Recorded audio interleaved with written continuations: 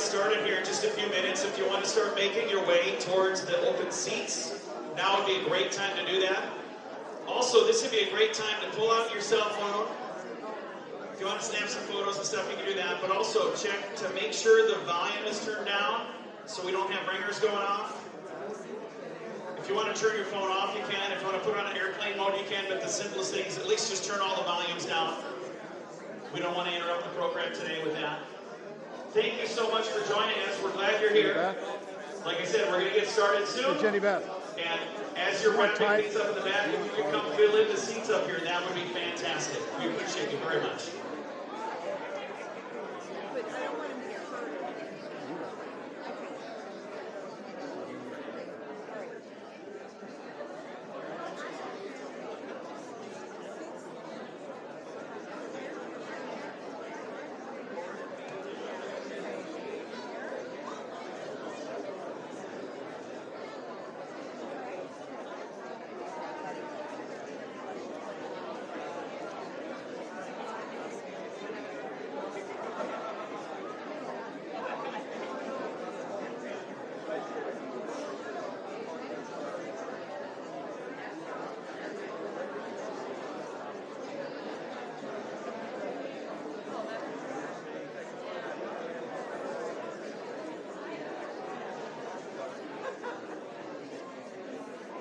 Don't engage in the previous questions and turn your internal mic on.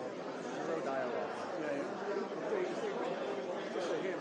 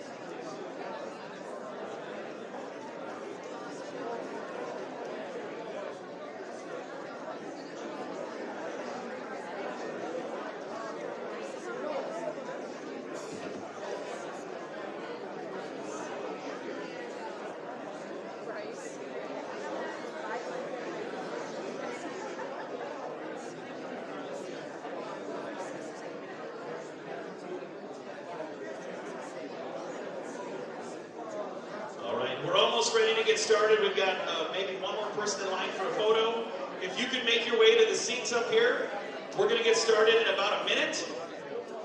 And I know it's fun to chat with other awesome people, and we want you to do that, but we want you to do that after the program is done. So if you could come up and find a seat, and we'll continue chatting with friends afterwards. But if you could come up and find a seat, and then just pay attention this direction, that would be fantastic. Again, we appreciate you being here.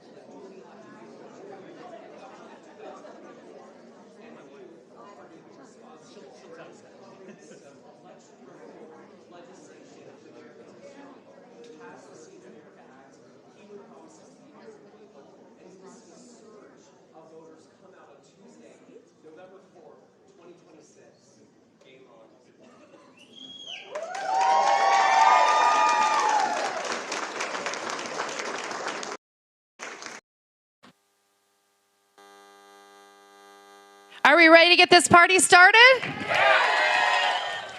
All right, we've got our special guests right over there doing their last-minute pictures. We've got the infamous, the persistence, Scott Presler. And we've got Jenny Beth Martin with Tea Party Patriots. So Scott, you ready to get started? Scott, you ready to get started?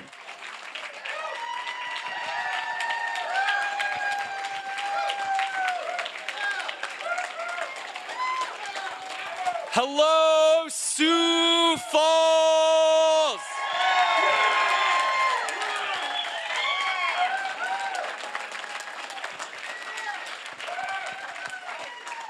Now, I don't know, because when I was just in Rapid City the other day, yesterday, you guys have this Western versus Eastern divide. I will say they were pretty ruckus and they were pretty loud yesterday. Hello, Sioux Falls!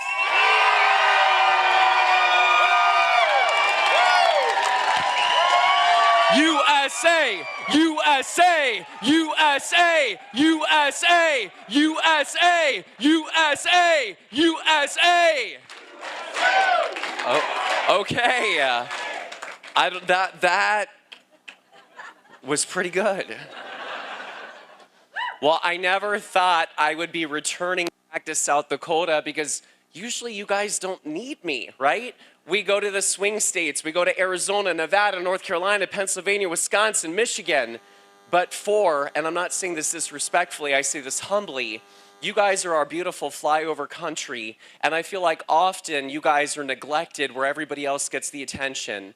But South Dakota is represented by the Senate Majority Leader. You have a lot of power, you have a lot of influence, and that is why we're here today. Now, I want to hear from you. The way that you just cheered and hooted and hollered, you tell me, based on your reaction, is election integrity, is the Save America Act the most important piece of legislation that you South Dakotans care about?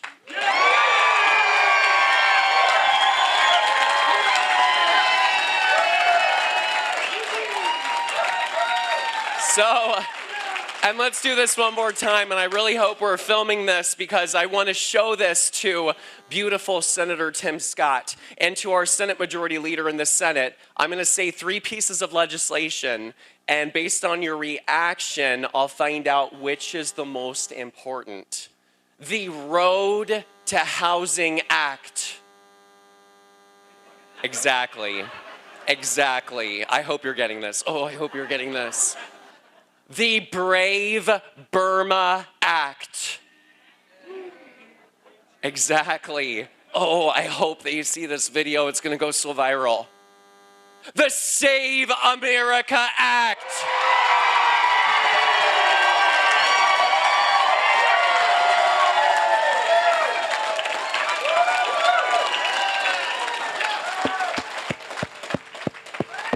Okay, so to our senators that are going to see this video, clearly no one knows what the heck the Brave Burma Act is. So please focus on what we want. We want a secure border. We want to deport criminal illegal aliens, and we demand safe and secure and fair and free elections, period. Period. And now before we begin, I'm just the hype man. That's all I am. I'm the hair and the hype man. That's it. So before we start, I did just want to say one theme that I really hope you will take away from this. And tomorrow, Monday, I hope that each of you will make a phone call to Senate Majority Leader Thune that represents you. And I hope you will also reach out to your member of Congress, Dusty Johnson, and make sure that he knows how you feel as well. No senator should be leaving Washington, D.C. on recess while members of our TSA are working non-paid. They shouldn't take a paid vacation while TSA agents are unpaid. You stay in Washington, D.C., you fund the Department of Homeland Security, and you pass the Save America Act into law. That is what we want. You work for us, not the other way around. And if you signed up for this job, then you do your gosh darn job.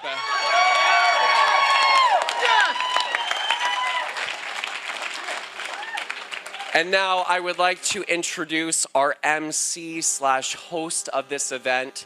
I've actually come to South Dakota a few times. I've even been horseback riding in the Black Hills with a view of Mount Rushmore in the background. I can't wait for them to put Donald Trump on Mount Rushmore. But Jennifer Foss, Dr. Foss, has been a loyal, true, ardent grassroots activist here in Sioux Falls. And our compadre was Julie Korth yesterday in Rapid City. If any of y'all want to get more involved in politics, especially at the grassroots level, it is with extreme pleasure to introduce to you Jennifer Foss. You give her applause. You give her applause. Let's go.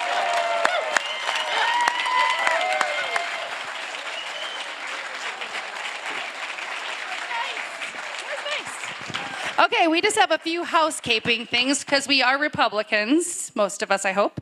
If you're not, we've got some forms over there and we can get you converted. I did convert somebody yesterday, just saying. We would like to do a few housekeeping things. We've got a prayer planned and the pledge, of course. So we're going to go ahead and start with the prayer. And this is one of our security team. This is Joe. And Joe's going to lead us in prayer. And then we have a special surprise that John Small of Sunny Radio, John Small has a surprise for us for the Pledge of Allegiance. So it'll be fun. So we'll start out with Joe and a prayer. Please bow your heads. Father God, I just want to lift Scott and Jenny Beth up today. Just let them fall on open ears, Father God. Let everybody here be peaceful, open-minded, open-hearted. Father God, we're not here to argue, dispute, talk about different beliefs, Father God. We're just here to educate and do what we feel is right for our country. So we just lift them up to you, that you put in their hearts what needs to be said, Father God. We lay our hands on them for safe travel, good health. Father God, just be with us, guide us, and bless us. In your Son's name, amen. Thank you so much. And if you'll stand for the pledge, please.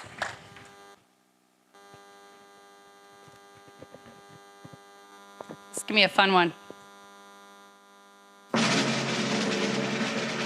I pledge allegiance to the flag of the United States of America and to the republic for which it stands, one nation, under God, indivisible, with liberty and justice for all.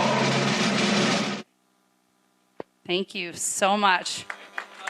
Oh, yeah, we've got another little treat here too. This is the Star Spangled Banner. He's got another little treat, so.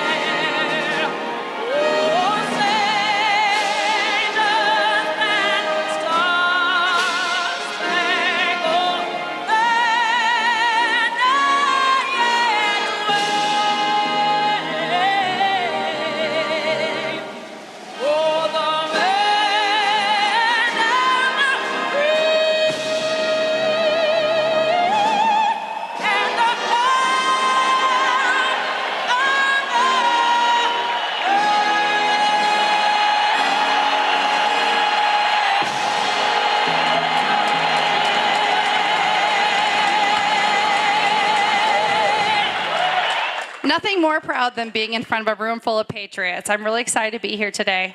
Like I said, my name is Jennifer Voss, and I first met Scott. I have to tell a little story. Where are you, Scott? Okay, I have to tell a little story. So right away in 2020, when the rest of us were kind of like, what just happened, right? Starting to follow people. There was this guy named Scott Presler, and he was cleaning up the streets of Baltimore, I think, after President Trump said some not so nice words about it. And I was like, who is this guy? This is pretty cool. He's registering voters, that kind of thing. And so I started to follow him. And one day he put this little paper list out. And it had where he was going to be. And I noticed he was going to be in Omaha. And I'm like, that's right by us. So I put a little comment down there. I said, hey, Scott, that's right by South Dakota. I'll come get you, bring you here for a rally, and I'll take you back. And guess what he did? He private messaged me. I fangirled a little bit. So we had him here. We were actually at Falls Park. We had 158 people, considering I was shadow banned. They wouldn't announce it in anything. The GOP wouldn't announce it. It was just kind of just us, and we had a nice little rally. We got people fired up. Then we went to the west side of the state on Julie Korth's land over there, and we did another rally out there in Monument Park. It was quite the experience, right? For those of you that are there.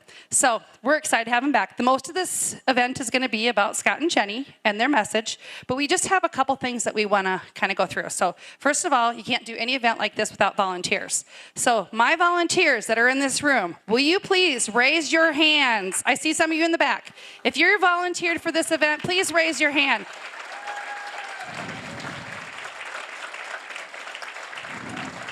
Okay.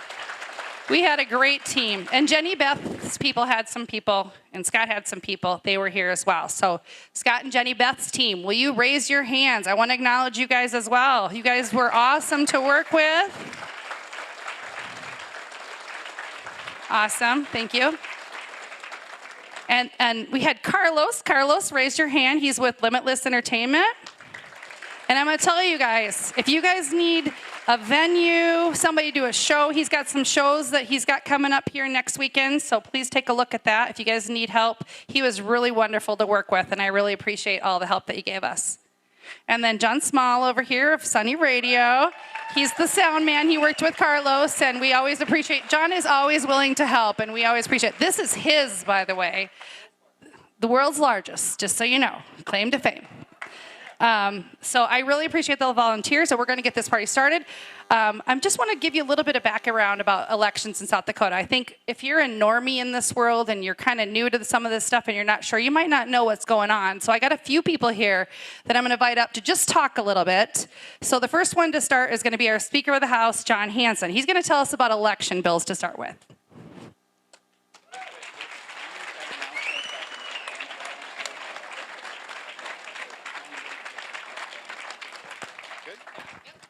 All right, how's everybody doing today? Hey, can we just give one more really loud South Dakota welcome to Scott Presler for being here today?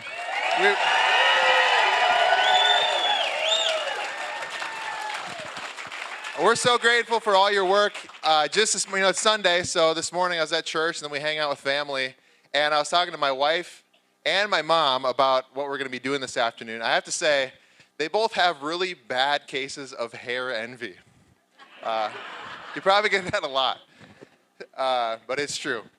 So in your South Dakota legislature, as Jen said, my name is John Hanson. I'm the Speaker of the South Dakota House of Representatives. And really since 2020, and even before that, but in a special way since 2020, there's been a lot of people in the state who have been working very, very hard to try to bring about election integrity here in the state of South Dakota. And so just asked me to come share a few things that we've been doing on behalf of the people of this state to ensure that we have secure elections in South Dakota. You know, the first thing that comes to my mind, well, I think about a lot of things when I think about 2020, but I remember very vividly, like I just watched the video a minute ago, these people going to these ballot boxes in remote areas and just stuffing them.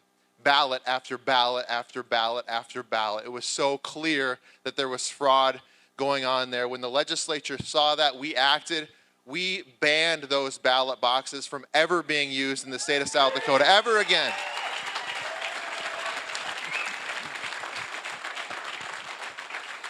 You know, we also had a big problem in South Dakota of non-South Dakotans coming here and voting in our elections. And, you know, we dealt with that issue for a number of years in the legislature. You might think just because we're a strong Republican state, there's a lot of Republicans in the legislature, that these things would all just be slam dunks, right? Well, unfortunately, it's not the case. And so we had hearings to try to make sure that these people who are using private mailboxes to register to vote could no longer vote in our local elections. The hearings on these things were crazy. You would have people come in and testify, not in person, of course, but remotely, and they would say, hey, you can't change your law, because if you change your law, I won't be able to vote.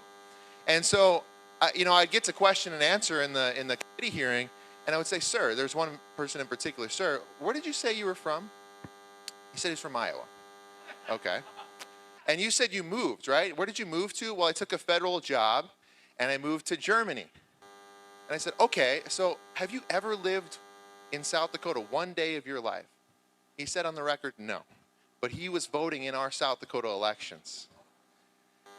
And so we got to work, and over a number of years, we passed laws, we tightened up our residency requirements for voters, and we made sure that people from outside of South Dakota will never vote in our local elections ever again in this state.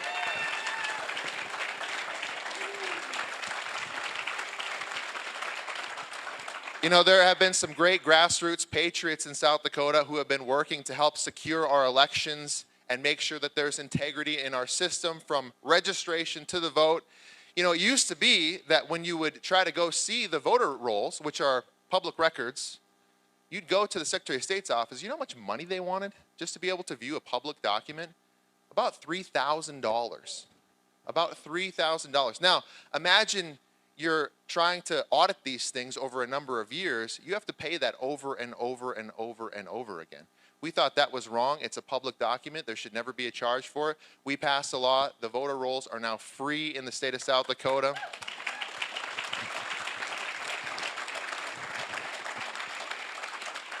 Just this legislative session, we passed a new law. You know, I don't know.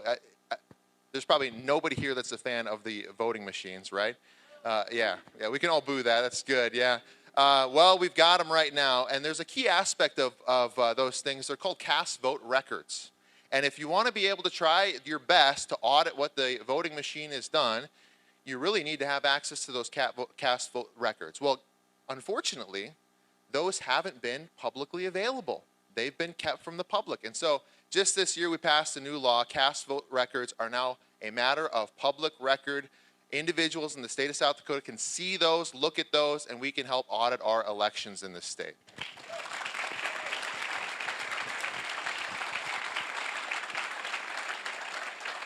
You know, I brought a list with me. There's so many that we've done. Voter challenges are now legal based upon residency, based upon citizenship this year. There's now an indication of citizenship on your driver's license, so we can know who's who in the state of South Dakota. The list really does go on and on and on. And there's been some real champions in the state who have helped lead the way on these issues. I've seen a couple as I've walked in here. My friend Tony Kaiser, he's in the back. He's been a champion in the legislature for election integrity. Any other legislators who are here? Representative Schwann's? Yeah, Senator. If you want to just stand up so we can thank you all. Senator Joy Hone is here as well. Thank these legislators for their work.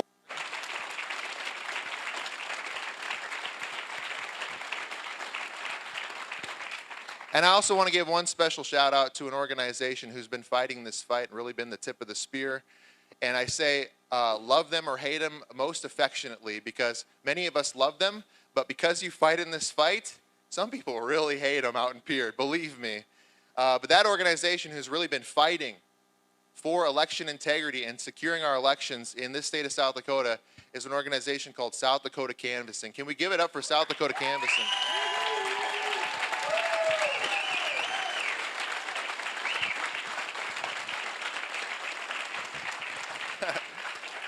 So there's also, you know, in addition to going on offense, we've had to play a little defense over the years.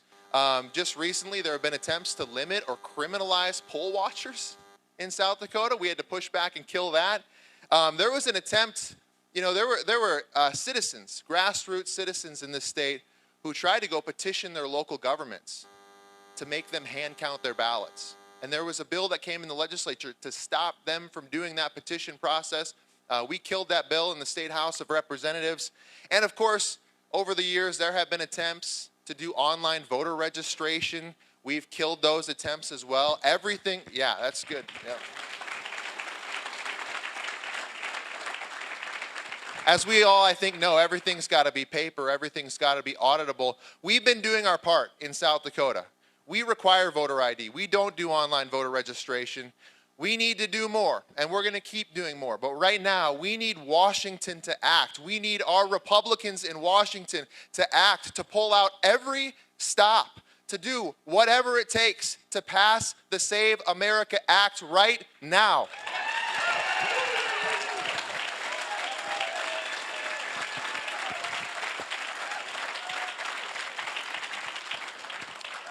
I really think the future of our country is at stake. It's all on the line. And what I love about today is I think the energy that's in this room is going to be felt in Washington, D.C. by Senator Thune, by every senator in the United States Senate. They will get this message. They will hear you loud and clear, and we are here to tell them right now, pass the Save America Act right now. Thank you very much. God bless you.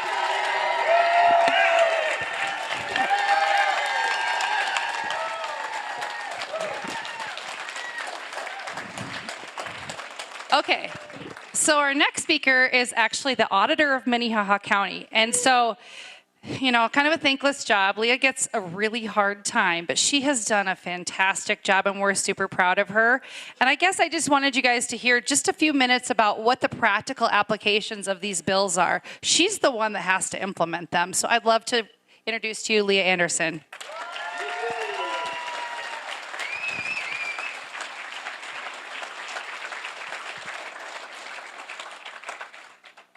Wow. So thank you.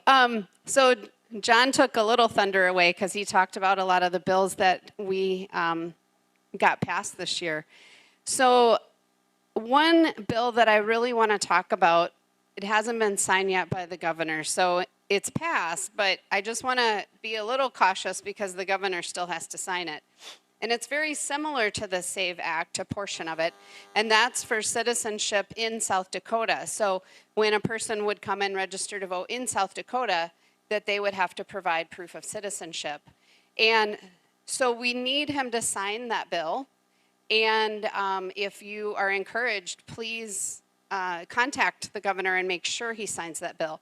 I believe he's getting pushback on the work it might take. So when we're talking about implementing a bill, it's a tough one because as your auditor, I wear two hats today. I'm campaigning and I'm your auditor. But getting documentation from everyone that comes in to register to vote, it sounds a little daunting to us because there's days where we'll get 200 voter registration forms in the mail.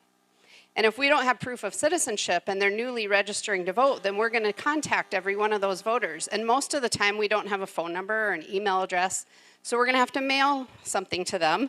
So it's going to be a lot of back and forth. So that's one area that's difficult as an auditor to implement something that's very practical.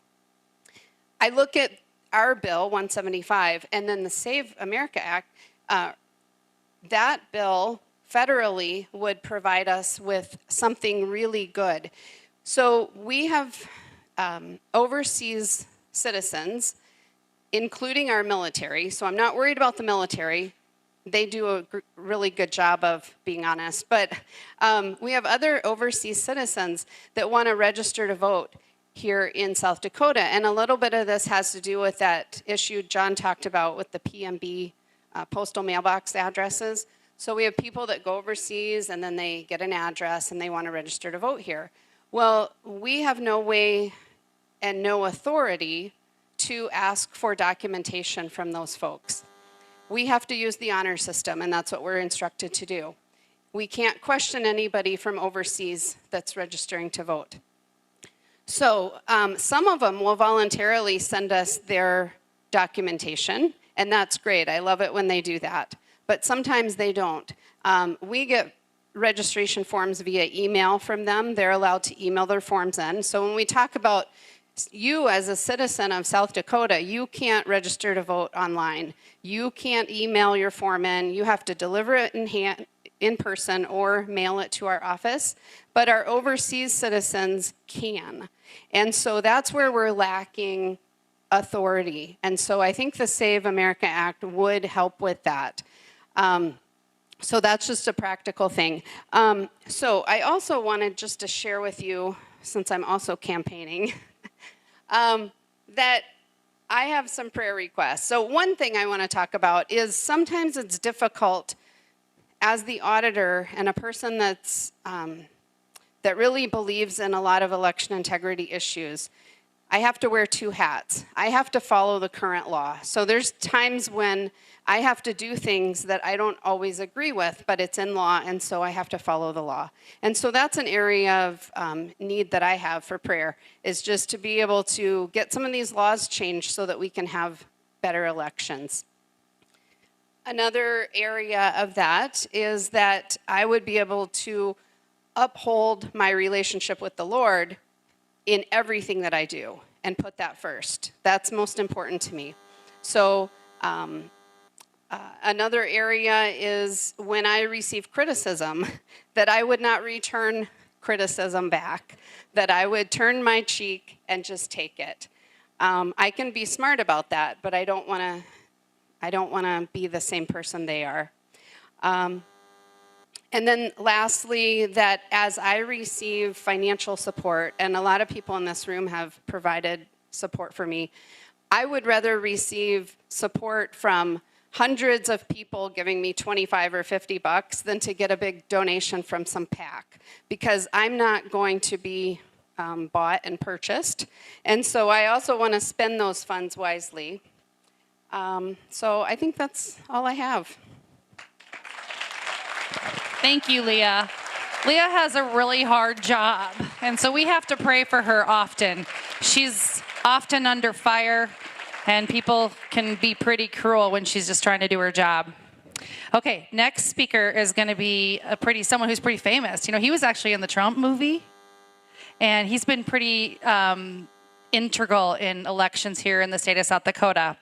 So Rick tends to talk, and he's very, very knowledgeable, but we're going to give him a few minutes just to talk about some of the election integrity efforts, so it kind of leads into what we're going to talk about with Scott and Jenny Beth.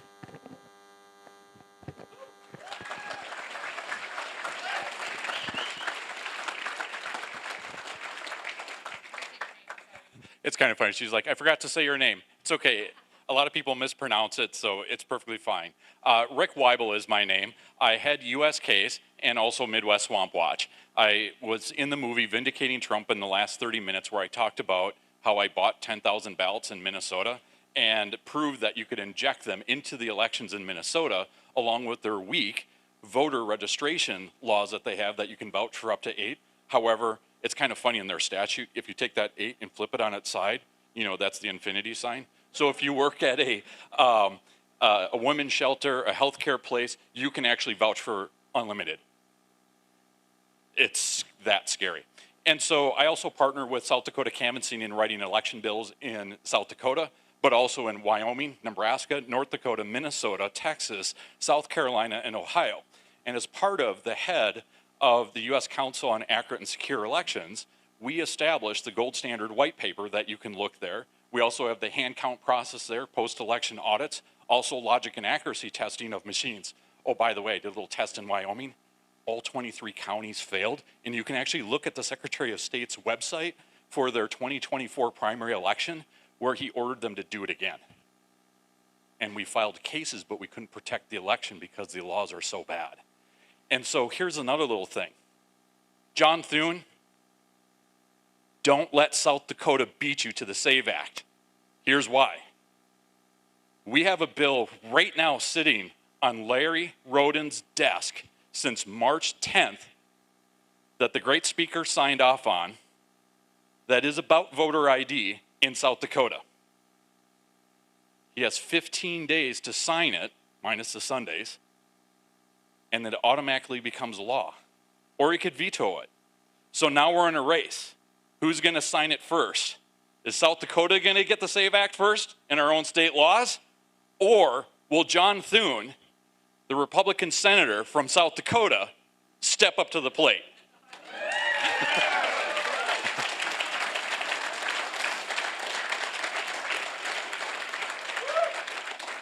So building those relationships, I'm just one guy. This is the beauty. How many of you here are Christians? Raise your hand. Okay, great. Here's what I want you to understand. How many of you have actually took a sneak peek and read Revelations? Raise your hand.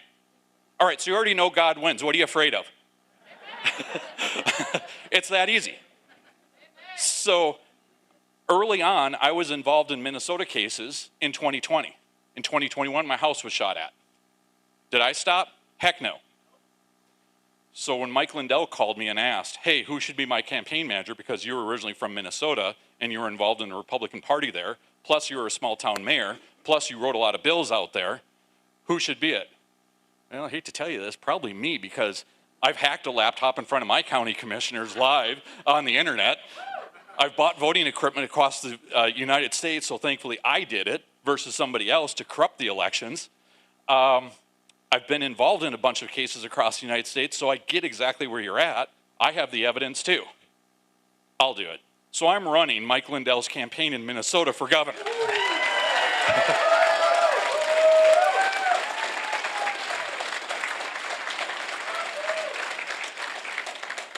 When you step up, there's a lot of things on your bingo card. You better just leave it blank.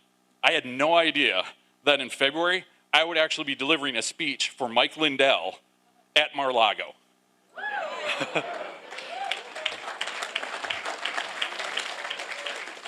Not on my bingo card.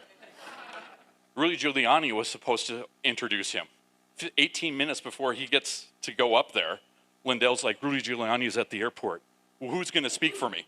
Well, I'm your campaign manager. I'm your wingman. I'm sitting there joking in complete fear. But that's what it takes. It takes courage to go out and do this. And thank you for all being here. But Presler is right about this issue. Call John Thune, every single senator, and tell them this is what America needs, what it wants, and we demand this now. And you want to know why?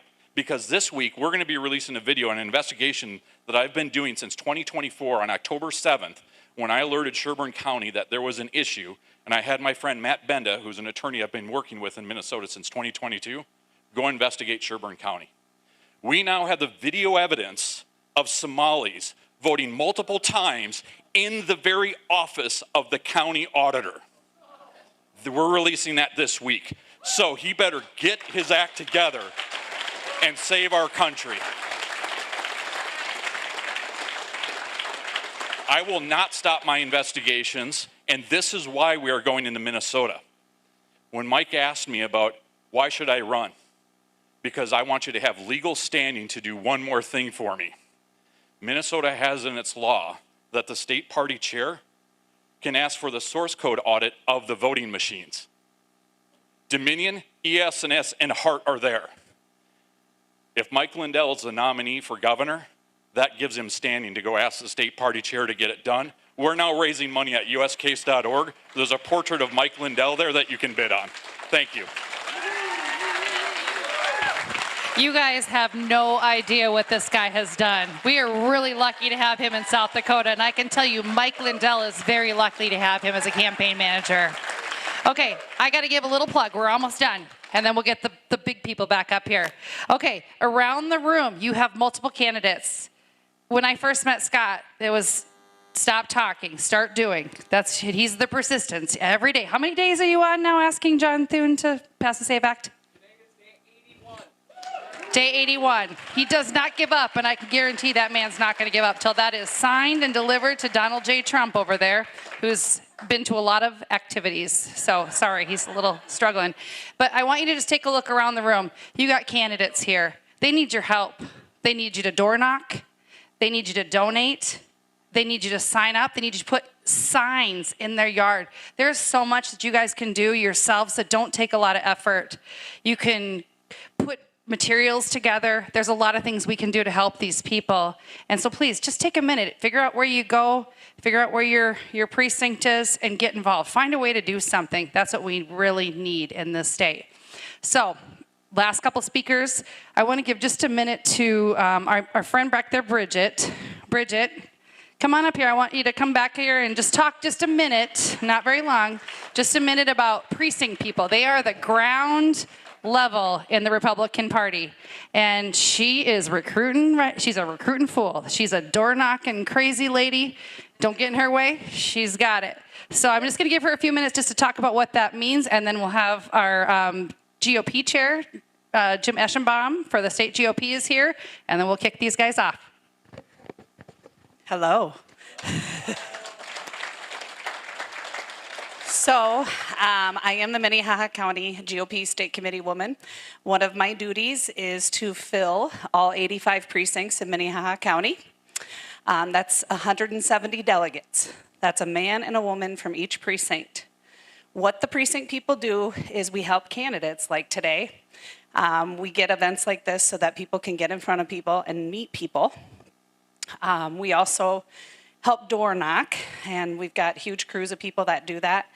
But each precinct works together with the district to help the candidates so that they can go door to door and knock on all the doors they can to try to make contact with everybody they can. If you are interested in one of those positions in Minnehaha, I have about 70 spots left, and I would love to fill them all. I set a goal to fill all 170 this year. So I will be available at the end of the rally. You can sure stop by. I can punch in your address. Let's see what precinct you are. And I can look you up to see if that spot is open. I'm seeing somebody wave in the back. It is the Lincoln County chair. And she also is looking for people to fill precinct spots. So if you'd like to visit with Amy Harms afterwards, she's waving her hands right now. We both are in charge of filling seats for our counties, and we would love to have you guys get involved in the process. When you become a precinct person, you get to go to state convention, and that is taking place in Rapid City this year, June 25th through the 27th, and you have voting rights at the state convention. So you get to vote for things like the Attorney General, the Secretary of State, PUC, the School and Public Lands, Treasurer, Auditor.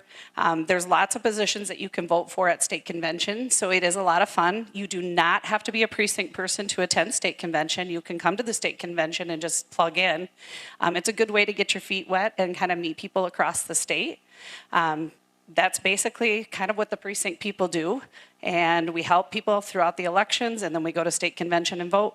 If it's something you think you're interested in, I would love to meet with you. I know a lot of people in this room. We've helped get elected, and it works. Door knocking works. So meeting voters is how you win elections. I think that's all I got. Thank you, Bridget. Bridget's a hard worker. All right, and now we'll have our GOP, the state GOP chair, Jim Eschenbaum is here. He is from Han County, so please give him a warm welcome, Minnehaha County welcome. Thank you, Jennifer.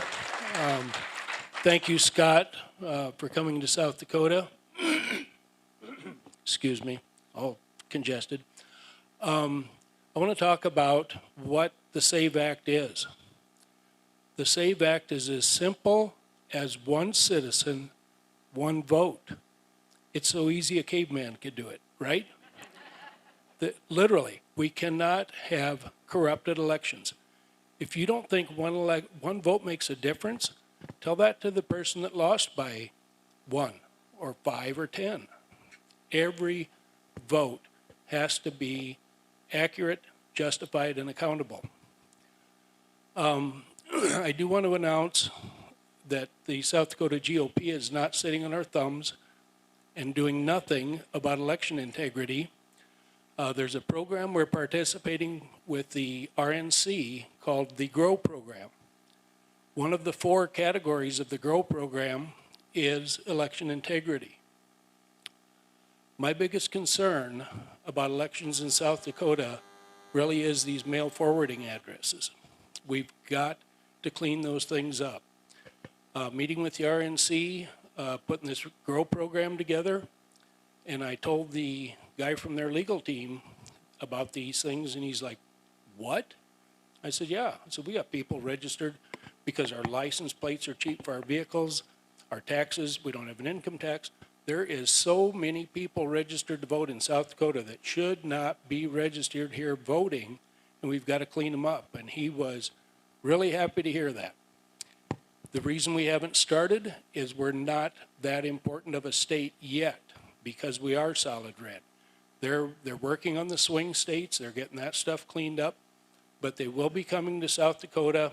They will bring a legal team to help out. And so when we get ready to do that, you can do it right now. Go on our new website, sdgop.com. One of the things I campaigned for chairman, I said, we've got to have a website that's kept up to date. It's active. The RNC has told us it's possibly the nicest website of all 50 states in the nation.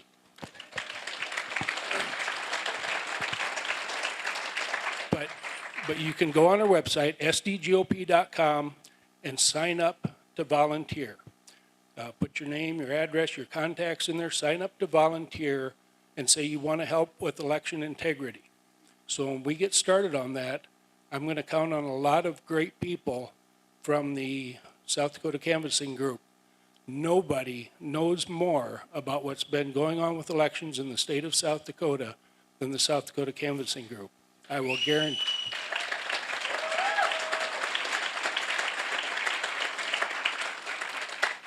They've already been looking at these mail forwarding services and they know how they operate, and they've done some auditing. They're going to be a great asset. So get on there and sign up. Go to volunteer. What would you like to help with? Election integrity. And so when RNC gets time to get to South Dakota, like I said, they're not overly worried about us because we're solidly red. But when they get time to get to South Dakota, we're going to clean up those dirty voter rolls. Thank you. Thank you, Jim. Appreciate you being here. He traveled all the way to Rapid City.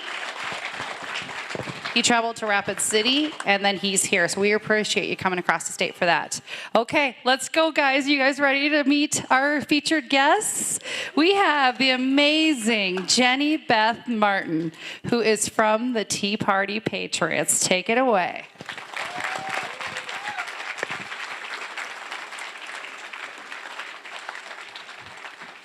Jennifer, thank you so much. Thank you for organizing this. And Stephanie, I know you're out here somewhere. And Carlos, let's just give them a huge round of applause. Thank you. Thank you. Thank you.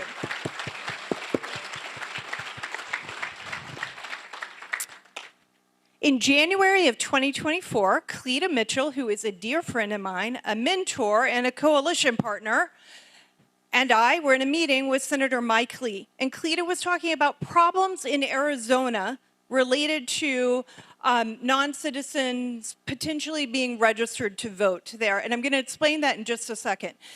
And I was on by conference call, so I texted Mike Lee, Senator Lee, and I said, we have to get a bill for this. And I got him muted, and I said, we have to get this passed into law. This cannot continue to stand.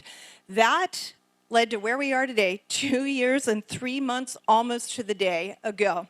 So what's happening in Arizona? What I'm going to do right now is I'm going to give you a little bit of history about this bill so you understand how we are here today.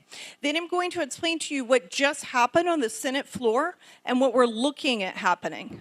So that makes sense to you from a technical rules standpoint from the Senate.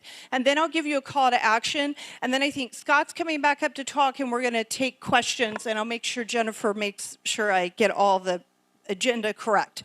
Okay, so in Arizona, back when in the 1990s, when President Clinton was president, we passed the National Voter Registration Act, or the motor voter law. So we all can go get our driver's license and register to vote at the same time. And more than half of the country registers to vote through the motor voter law at the DMV. In Arizona, they're a border state, and they decided through a statewide proposition to pass a prop that said you have to show proof of citizenship to register to vote. Makes sense, they're a border state. They were a little bit concerned about this. This is years ago. It went into effect. They got sued. It went all the way to the Supreme Court. And the Supreme Court came back and said, that's great.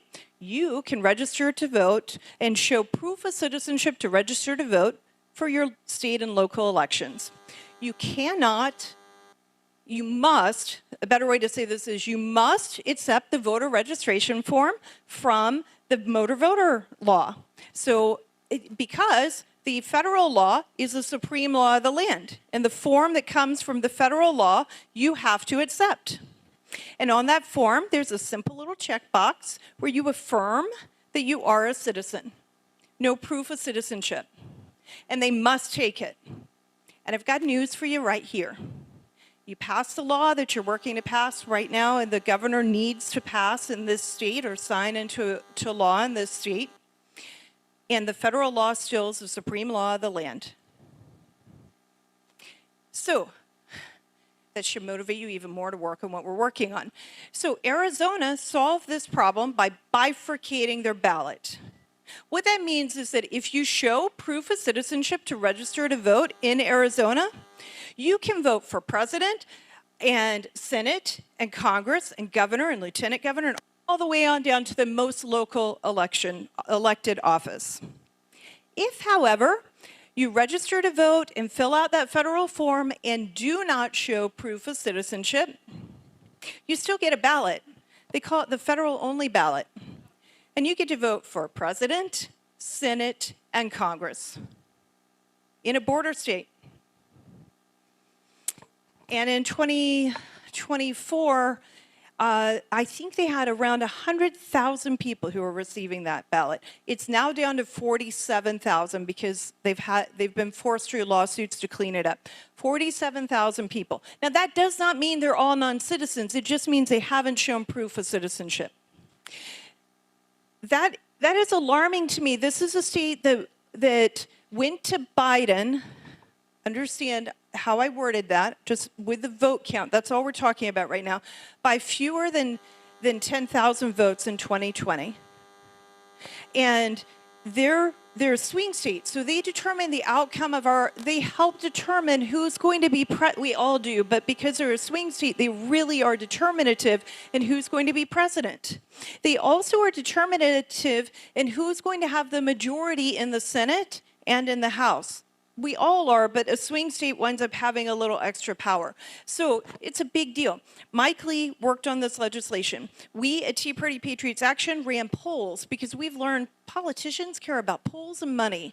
And so we can do polling, can't do as much money, so we did polling and gave it to him, gave it to Speaker Mike Johnson, gave it to Chip Roy, Congressman Chip Roy. All three of them introduced this legislation, and they have been working on it. And it was at first proof of citizenship to register to vote. That passed in 2024 in the House, installed in the Senate. We didn't control the Senate, so that wasn't a complete surprise. Then, last year in 2025, it passed again and installed in the Senate. And we do control the Senate, so that was a problem. Then, a few weeks ago, they added voter ID to it. Oh, wait, this is very important because it's going to explain how we got to the Senate. Then the Senate passed a bill about veteran stuff. I don't know what was in it, but there was a bill about veteran stuff. They passed it. It went to the House. The House completely stripped out everything in that bill and replaced it with the SAVE Act, which is proof of citizenship for registering to vote, and added voter ID, and it became the Save America Act. Then it passed, and they sent it, and Scott Presler, he may not be in the room at the moment, I'm not sure, but there he is. The day that it passed, he was there at the press conference that Speaker Mike Johnson did, and Speaker Mike Johnson gave a huge shout out to Scott, and I was there as well, and that's the bill that we were at, and he's been working on this for 80 days on the Hill. He's been there every single week for the last 10 weeks, making sure that we get this taken up in the Senate. And Scott, I just want to say to you personally and publicly, thank you very much for that.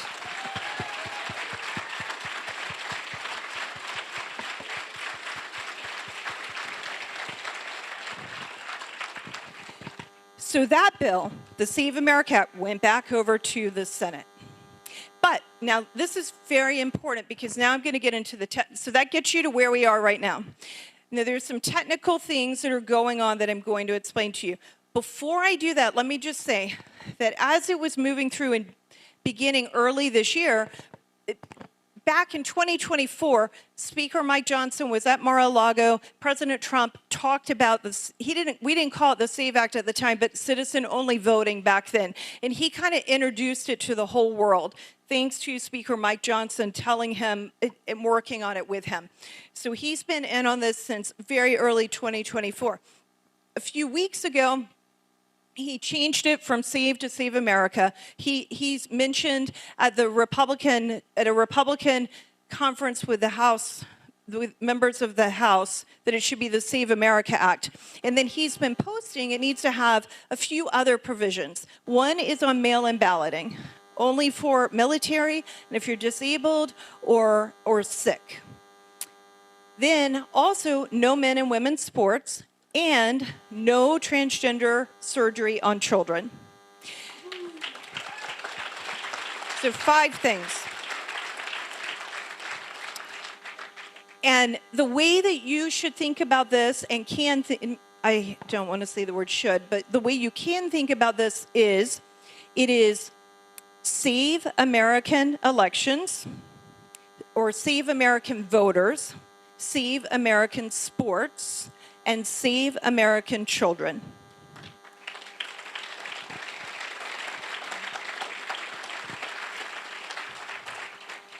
So now the bill is back in the Senate. Since it originated in the Senate, was amended completely in the House, and sent back to the Senate, it's called a message. This is an important word to senators. It's called a message. What a message means is that under normal circumstances, to bring a bill to the floor of the Senate, you have to have 60 votes to open debate. Then you have to have 60 votes to close the debate, and then you have to have 51 votes for final passage.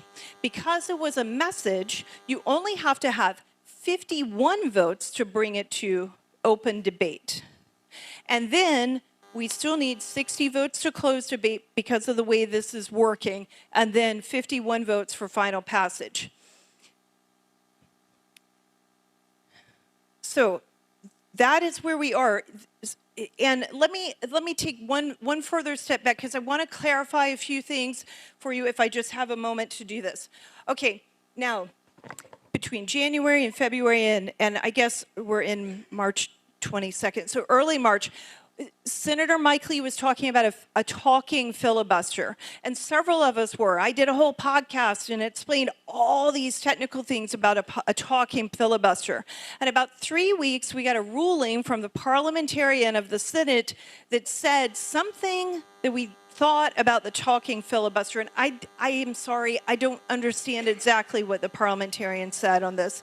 But the important thing that I figured out is that some of what we thought could happen with the talking filibuster, the way we have been describing it, would not work. It was not going to work. So the option was to get it on the floor, the way that we have now, it is on the floor, with 51 votes. Then we had to have this procedure in the Senate. It's called filling the amendment tree. This is very technical stuff, but I want you to just kind of understand.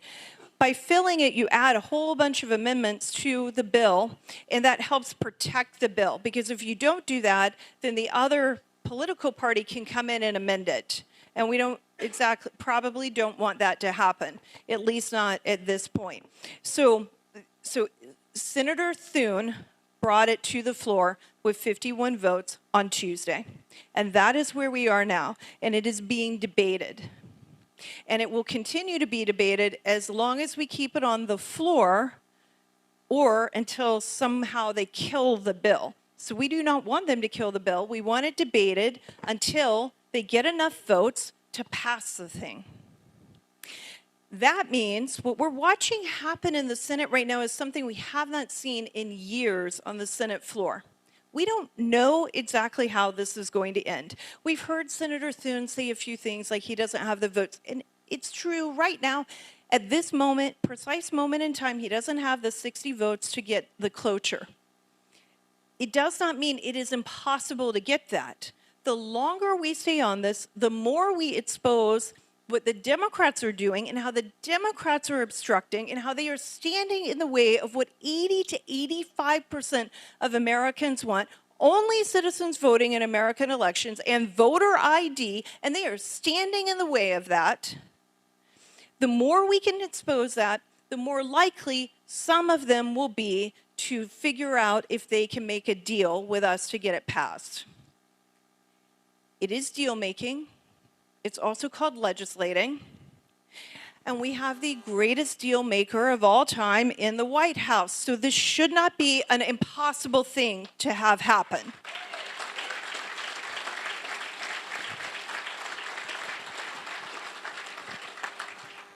So that's what's going on right now. And we want to keep this going. We need to keep this debate going. They're supposed to go on recess this Friday for 2 weeks for Christmas and Passover. Easter and Passover. That would be Christmas and Hanukkah a few weeks ago. But yeah, Easter and Passover, they're supposed to. So what we are urging is that they continue through the recess and that they keep going and they keep debating and they just do not stop. It is possible to pause this legislation with the way it is on the floor right now. That's important because very likely tomorrow or early this week, there will be a vote on Markwayne Mullin to become the new Department of Homeland Security Secretary. So they can kind of just push pause and then push play again. And that's what we need them to do. We need them to stay on the bill. And so that is your call to action. Now, here's the thing. Senator Thune talked about a week and a half ago how he was going to bring it to the floor and force it to be 60 votes to open debate, and that would effectively kill the bill. He didn't say that, but that's what it would have done. So we were all over him. You've got to bring it to the floor. Do not do that. Do not kill the bill. He did not. So now our job and your job, South Dakota, is to, and I know some of you have already told me, this is going to be a little difficult. We have to thank him and urge him to continue. He did what we asked. This bill is being debated. And we are now asking him to continue and to pass it and to get it passed. That's called leadership. That find a way to get it passed. Go have conversations across the aisle and figure out how we can get it done. And that's what we need him to do. And you, as his constituents, need to make those phone calls. And that's why we're here, urging you to make those calls and to get it done. Please do that.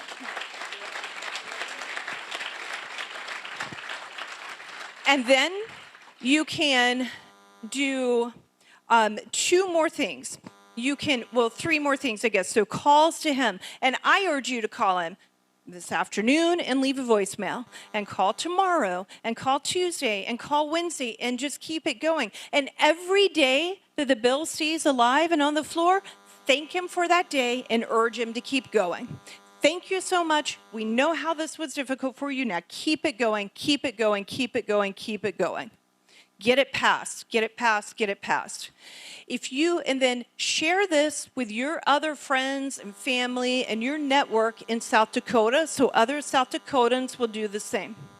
Next, if you have people who have senators who are Republicans, ask them to make the same calls to Republican senators. Then, I should have done that on this side because that would look like the right to you. That was my right hand. This is my left. But then with my left hand, then if you have friends and family and others who have Democrat senators, they need to be calling their Democrat senators and saying, what are you thinking? Why are you opposing this bill? And when are you going to get it passed? And I've really been thinking a lot about what the Democrats are doing.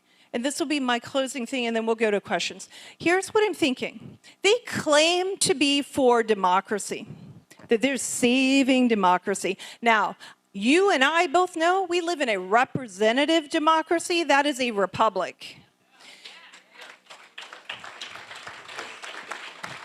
Let's use their language for just a minute, though. They want to save representative democracy. Democracy means that we are the people who are elected govern with our consent. You cannot have our consent if it is not American citizens voting in our elections. You can't have our consent if the people who are casting ballots are not who they say they are. And all we are asking is that you make sure it's only Americans voting in American elections with proof of citizenship upon registration and voter ID, meaning we are who we say we are when we go get our ballot. That's it. Why are you opposing it? You care about all these other issues, healthcare and whatever else is on their agenda.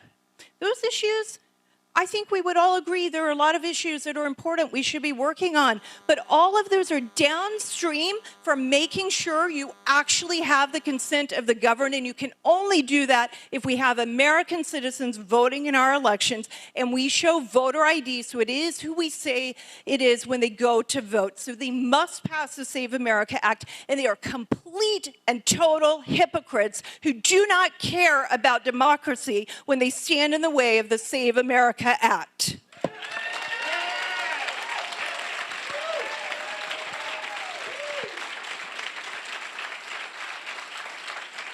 So let's make those calls, let's get it done, and together we are going to get the Save America Act passed, and we're going to be one step closer to making sure we have faith in the outcome of our elections. Thank you very much.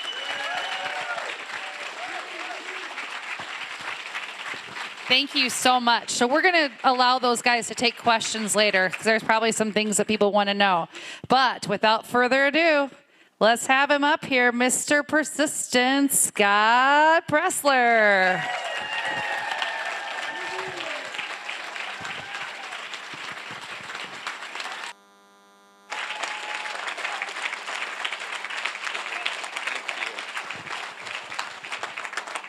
Jennifer, you're supposed to hug me.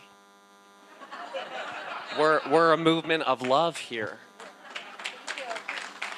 And can we give it up again for Jenny Beth Martin? Now, before we start, I really want to put fear peacefully, because we're peaceful people, into the hearts of all these senators. May I, for those that are able, would you please rise and would you hold up a beautiful sign that you've been given? And then do me a favor, can someone please take some of these to the people in the back that don't have any? Because I want everyone to be included. Would you please give them to people in the back? Because I want this to go supernova viral. Oh, this is going to look so good.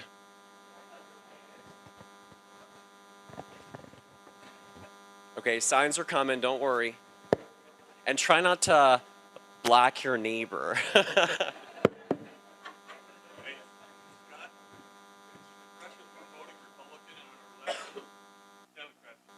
Right? Okay, so I'm going to get a couple photos. Just keep looking extremely handsome and beautiful, okay?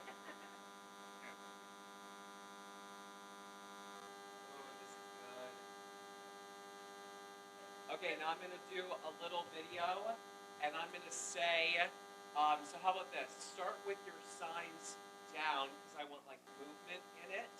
And I'm going to say, Senate Majority Leader Thune, we are demanding the Save America Act, and then signs up, and I want you guys to just go wild, okay? Got it? That's right. Okay. Hold.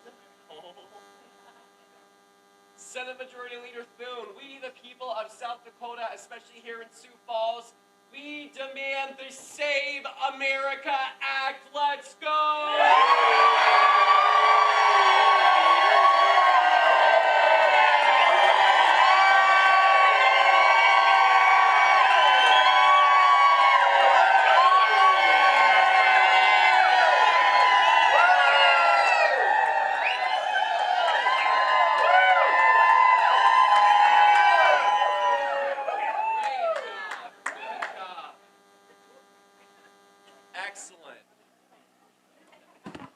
Okay, so let's, Jenny covered a lot about the Save America Act, but I did want to kind of clear up any discrepancies because the Democrats, they are going to stop at nothing not to pass this legislation into law because they know the moment that we secure our elections, it's going to be incredibly hard for the Democrats to ever take back control again.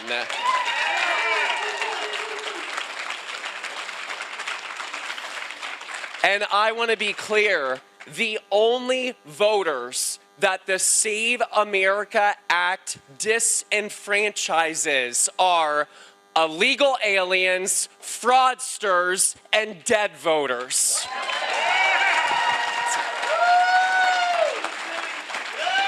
So of course the Democrats are against it. The Save America Act is in part called the Save America Act because it employs the SAVE system. I don't know if you covered this, but it stands for the Systematic Alien Verification for Entitlements. I don't know if you guys knew that. No voter that is already registered to vote will have to re-register unless that person moves, goes to another state, changes their voter registration. You will not have to re-register. So Democrats, when they are saying that, they are saying an untruth. They are trying to misinform the American people. What will happen is every person, their social security number, those legal, lawful American social security numbers will go through the SAVE system. And guess what? If you don't have a legal, lawful social security number, you are kicked off the voter rolls because you are not an American citizen. So when Chucky Schumer, bless his heart, bless his sweet pea-picking heart, he said the quiet part out loud the other day. Did you notice what he said? Well, number one, he said billions, babe, but we don't have billions of people. He was like, billions of people will be kicked off the voter rolls. He didn't say American citizens. He said people very specifically because he knows there are illegal aliens on our voter rolls. And Pennsylvania, we have an illegal alien named Mahadi Sacco. He registered to vote in 2005, illegal alien, and voted in the last 5 presidential elections. When Democrats say they care about married women, no, they don't. Because every time an illegal alien votes, that dilutes a lawful married woman's vote. They do not care about married women, or they would only make sure that legal, lawful citizens are voting. In Arizona, the Maricopa County Recorder, Justin Heap, noted that illegal aliens are receiving juror notices. We're going to have illegals be our jurors. That is illegal in our country. These same people are also not only in the voter rolls, but are voting. This is happening in Pennsylvania, in the great state 48, Arizona, and it's also happening in Macomb County, Michigan.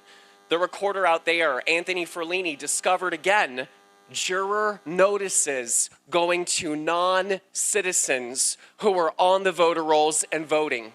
I'm telling you this information because I want you to have peaceful ammunition that when Democrats are spreading their propaganda, no, you can nip it in the bud and you can stop it right then and there and use what I'm saying to you so we can be informed.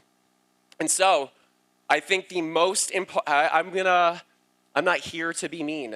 I'm here to be a nice guy, but I'm going to play a game with you. If you in the last month have called Senator Thune's office, would you raise your hand? Great job. And you're in the front row. I'm kidding. I left. But this one here, she didn't even look at me. She was like, it's like in school when you don't know the answer and you look down because you don't want the teacher to make that eye contact with you. No. But for those of you that did, thank you. And that's why I do want to give credit where credit is due. I'm not here to be an agent of chaos. I'm here to demand results and action.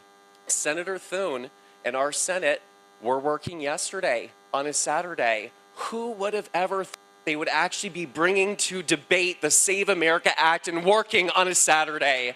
I'd never thought I would see the day.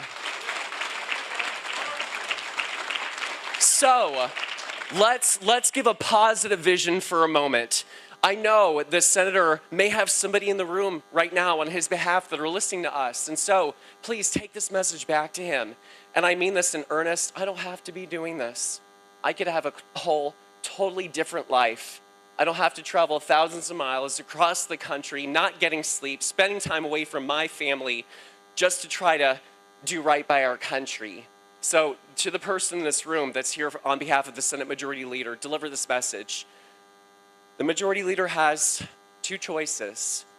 He can either not pass legislation that 84% of Americans support and that overwhelmingly you demand, and that you elected rightfully so a Republican majority government in 2004, and he can be responsible for managing the decline of a nation and watching a nation fall fecklessly under his leadership and forever be known as responsible for watching this golden opportunity be squandered that he was given on a platter.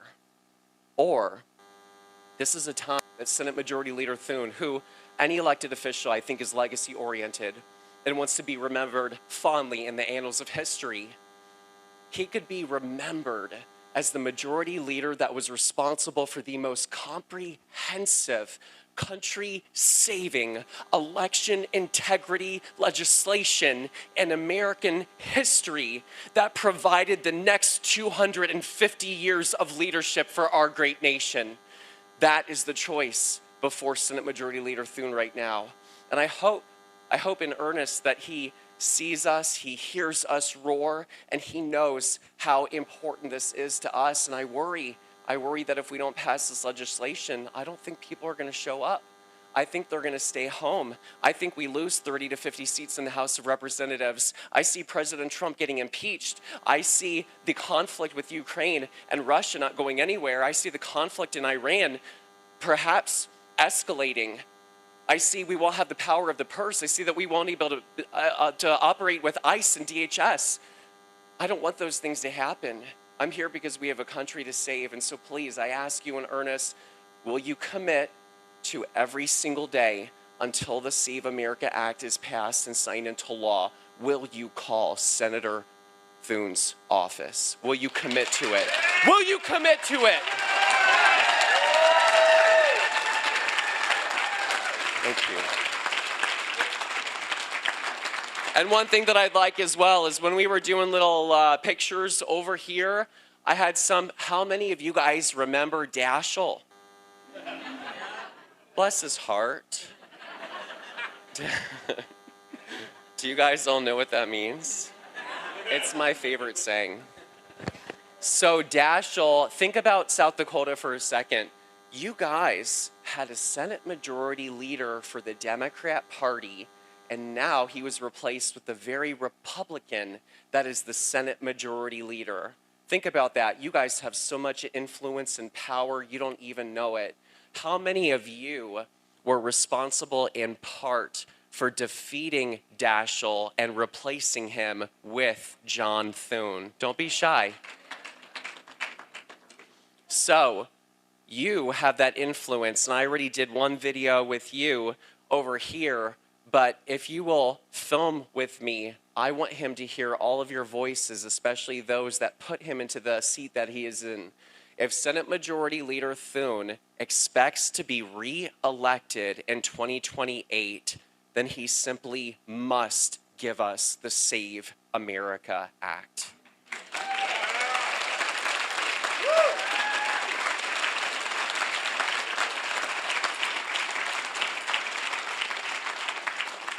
And I want to do one more pitch if it's okay. Mr. Jaden, will you please come to the middle and let me film a little video again, and then when I finish, if I can get ruckus applause, only if you agree with what I say. Only if you agree, because you might disagree. I don't know. Okay, and can we give a round of applause for Jaden on my team?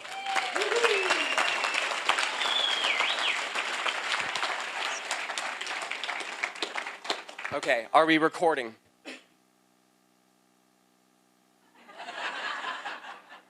Look, I'm still single. I have to look cute. Okay, we're recording. Hey everybody, this is Scott Presler. I'm here in Sioux Falls, South Dakota on our Save America tour on behalf of the Save America Act, the single most important piece of legislation that the American people care about. We demand proof of citizenship in order to register to vote. We demand photo voter ID in order to have safe and secure, fair and free elections. And so, Senate Majority Leader Thune, I'm asking, the people are asking for bold and courageous leadership. Senator Mike Lee, one of your colleagues, just confirmed that yes, we can cancel recess, which is set to begin on March 30th through April 10th. We don't have to recess. Our Senate colleagues can stay in Washington, D.C. until the Department of Homeland Security is fully funded and until the Save America Act is on President Trump's desk to be signed into law. And so we are asking for that bold, courageous leadership from you during this defining moment in American history. Stay in Washington, D.C. Show the American people that you are going to be champions for us, the very people that put you into the seats of power that you are currently in. Show us that you so badly want that job, and you're going to continue to fight for us, we the people, that we are working every single day.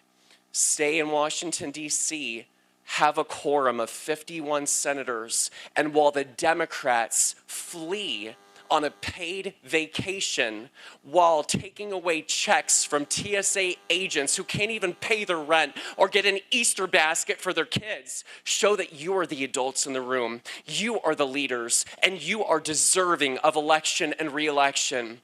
This time we put before you right now, Senate Majority Leader Thune, this is your chance to be that champion and have a legacy that will forever be remembered in American history. We, the American people, we give you this opportunity to do the right thing and pass the Save America Act. Game on.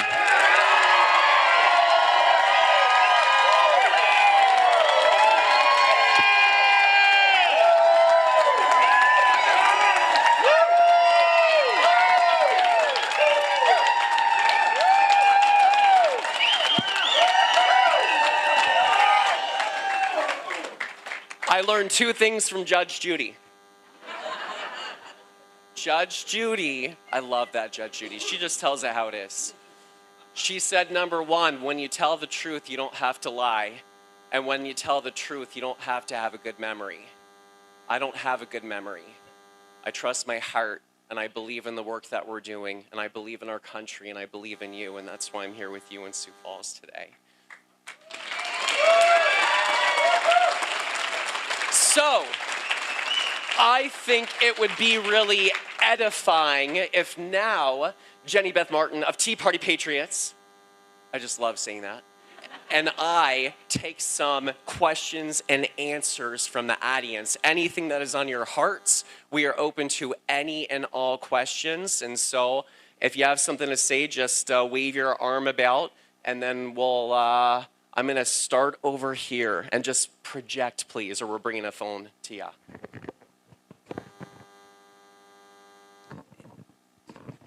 Can you clarify, you had mentioned something about the legal, people who legally have social security numbers, but I understand that illegal aliens are given social security numbers?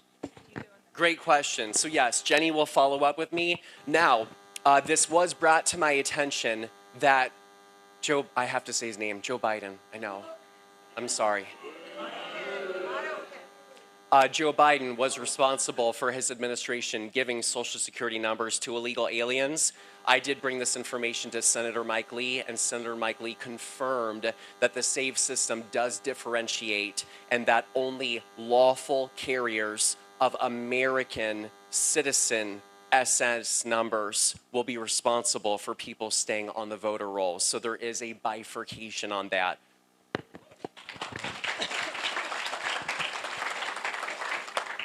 So that's how it's solved, to make sure that only only American citizens are registered. One other thing the Save America Act does, which Scott mentioned, is that it will, everyone who is registered will stay registered. It will bump all the current registrations against the Department of Homeland Security's database, and then it flags potential non-citizens, and each state has to go back and research it. You are correct. A non-citizen can have, whether they're legal or not, a non-citizen can have a social security number. It should be only legal permanent residents who have them, but they can have it. Okay. Who is next? Okay. Here is Senator John Fetterman from Pennsylvania. Do you know his vote? I'll tell you what I know, and then it's Scott's senator, so he may have more to say. Okay. But Senator Fetterman he is supportive of a lot of the bill. He's being intellectually honest about this. And what I mean by that is he's not going out on the floor of the Senate and just lying. Most of the Democrats, except for Fetterman, are lying about why they aren't supporting the bill. He has a problem with the mail-in ballot portion, and he's open to discussions. Remember how I said we have to have deal making and legislating? You bet. May be some of what happens with him. And Jenny is being much more diplomatic than I will on this case. Being from the Commonwealth of Pennsylvania now, I will say Fetterman, guys, until he votes with us, I'm so sorry, he is not our friend, he is not our ally, and do not be bamboozled into thinking that he deserves re-election in 2028. Until he signs off on the Save America Act, we are coming for Senator Fetterman's seat in 2028 in Pennsylvania. Peacefully. I'm elaborating. So what the Fetterman has done, he's smart. He's been going on Fox News. He's been making the rounds. He's been saying he's for photo voter ID. But here's the thing. In my opinion, I'm not speaking for Jenny or anybody else. In my opinion, the most important aspect of this bill is the proof of citizenship. Because we have seen illegal alien truck drivers with CDLs and photo voter ID. And so, therefore, how do you remove non-citizens from the voter rolls and only make sure it's legal, lawful Americans if we do not have that component? And so Fetterman is not on board with the proof of citizenship, nor is he on board with the no mail-in balloting. So I'm hopeful that we can get him there, but putting pressure, even from South Dakota, on some of these other senators is imperative, and even tell them, listen, Cortez Masto in Nevada, if you don't come on board with the Save America Act, I'm happy to go from South Dakota to Nevada to help defeat your behind. Fetterman, I'm happy to go to Pennsylvania to help Scott Presler, and we're going to defeat you in 2028 peacefully, unless you support the Save America Act. So I hope that answers your question, but he is not our friend until he supports the Save America Act, period. Did you have follow-up? Yeah, I just want to thank both of you for standing up and coming to South Dakota. I think it's the greatest state because I've lived in Michigan. I've lived in Oregon. Sorry. I've lived in D.C., Colorado. Colorado's beautiful. Idaho, it's awesome. But, no, I just really wanted to thank you. If you're looking for a good chiropractor, Dr. Jen Foss is my chiropractor. She's awesome. I got hit by a drunk driver at 90 miles an hour in a snowstorm, and she is a godsend.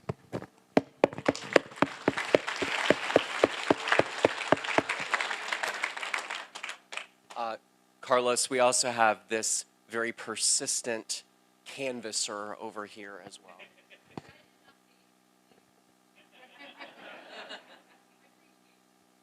Here's your mic, baby.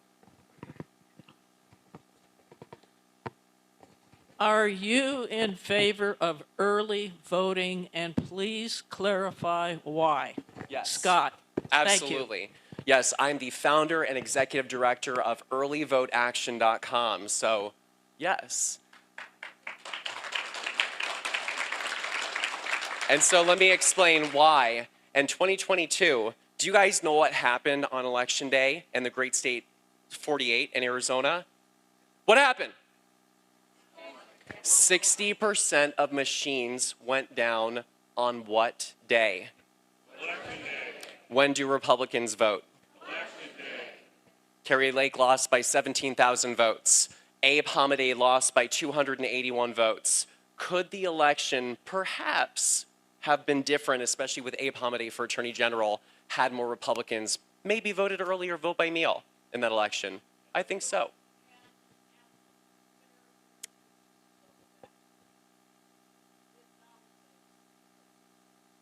Well, you asked a question. I would like to continue if that's okay.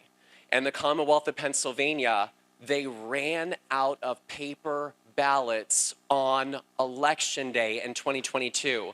My friends, when do Republicans vote? So if people run out of paper ballots on Election Day, who does that hurt? Democrats or Republicans? Do you know what happened in Chester County, Pennsylvania on Election Day in 2025? They didn't print poll books including independent voices. 50,000 independents were not included on the poll books. Do you know what happened on Election Day in Chester County in 2025?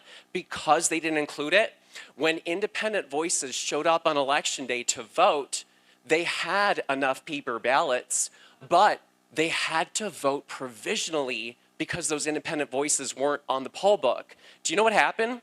They ran out of provisional envelopes for the provisional ballots, and voters were turned away because they waited to vote on what day? Had they voted early, they could have had their voices heard. So, number one, I want to be clear. I'm an ally here. I'm not the enemy. And in fact, in Pennsylvania, we registered 50,000 voters in the Commonwealth of Pennsylvania. I know that's not a lot. That's not a lot. Dave McCormick, our United States Senator, who flipped Bob Casey's seat from blue to red, won by 15,000 votes. There's more to it. Do you know how many people voted early in Pennsylvania in 2024? 560,000 people. Now think about this for a second, because I like to think that I'm a logical person. I like to think that I'm a rational person. Our base, we are no longer the elites. We are the Republican Party. We are working class, blue collar America. Who are we? We are truck drivers. Are truck drivers always home on Election Day? No. They might be in the mountains of Minnesota or Michigan. If they don't vote early, how are truck drivers gonna vote? Did you know the Amish get married on Tuesdays in November? Did you know that? We registered the Amish and got them mail-in ballots in Pennsylvania knowing they get married on Tuesdays in November and they can go have babies, and we got them to vote in the Commonwealth of Pennsylvania. Did you know that 42% of Pennsylvania hunters are not registered to vote? You are a hunting, beautiful state. When do hunters have deer hunting season? October and November. When is Election Day? The first week of November. So knowing that our community are pilots and doctors and healthcare professionals and police officers and moms and dads and teachers and truck drivers and union workers, why do I want to limit the opportunities and voices of our people on a Tuesday when we're working class blue collar America? And I think to myself, had I not pushed early voting, had I not helped get 560,000 people to vote early in Pennsylvania, do you think 15,000 of those people may not have voted on Election Day if they didn't vote early or by mail? Is that logical to think? If we didn't push early voting, we would not have Senator Dave McCormick, the 53rd Senate seat. So yes, ma'am, I do believe in early vote action and the work that I'm doing. And I hope very responsibly and respectfully, I have edified you why I believe in doing this work in mission. And at the same time, I'm trying to put myself out of business. Here I am early vote action, trying to get the most comprehensive piece of election reform in American history, put me out of business, pass the Save America Act into law.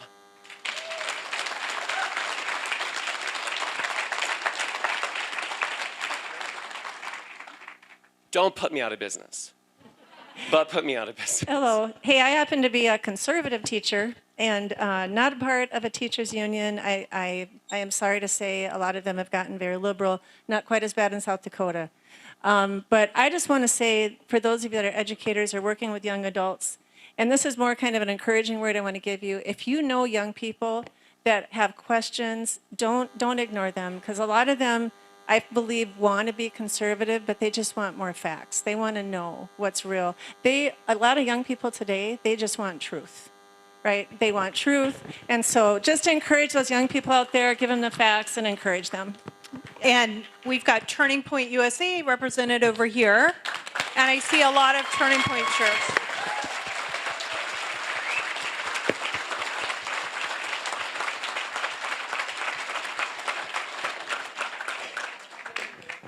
Hi, Scott. I'm John. I'm one of those blue-collar truckers you mentioned. I'm over here. Sorry. Yeah. And I just wondered, as a former liberal myself, there's a lot of misinformation that a lot of people just latch onto. And I wondered, in your work, which we appreciate, what are some of the top misconceptions you've heard just from the average Joe like me about the SAVE Act, and how would you answer that? Either way. I can go first, and then Scott can follow up. The biggest misconception initially, well, there are two, the top two, are that everyone has to re-register. That's just not true. It says in the bill that everyone, essentially, I'm not quoting it, but it says everyone who is already registered is grandfathered in. So there's no re-registering. Now, if you move, that would trigger a re-registration. So if you do something that would normally trigger it, you have to re-register and you'll have to show proof of citizenship then. But if you're doing that, you generally are also triggering the need to update your real ID. And that means you're going to be showing your proof of citizenship to get your real ID. And I understand real ID, like Social Security, non-citizens can have a real ID card. But as a citizen, it's the same paperwork. The other thing is that married women, it's so insulting.